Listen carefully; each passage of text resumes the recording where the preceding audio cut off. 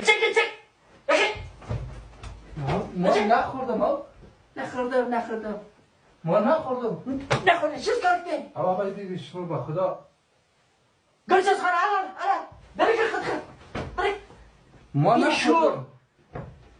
چی وضع جرده تو خبیث ما نخوردم زلا والا باشه زلا والا ما نخوردم ما طبعا دفعه کس روزک نخوردد دیگه بزنه توره خیر بیا گم خود خسانه گم کن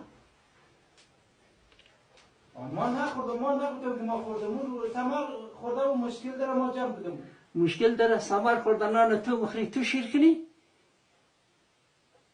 بخو مشکل داره یک مشکل شرعیه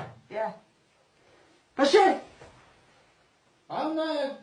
من که نه گم خود خسان چی این خانه بسیاری دیست هست نمیشه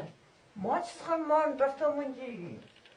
بیا اینجا بیش بیا بر خیرت دم فرشونه بیا بلا کو دم من راسه عینک میدم شالی من بیا بیش ما خیرت دم فرشونه من داشتی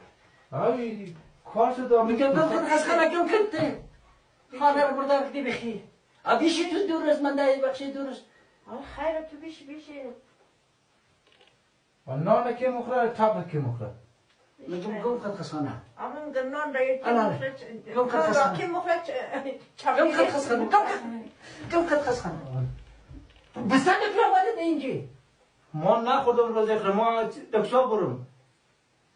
همینجا تو همینجا کی دارم خاک میکرد همینجا کی چای شو ده قند بنده که سیخ سی شو ده جدا میکشتد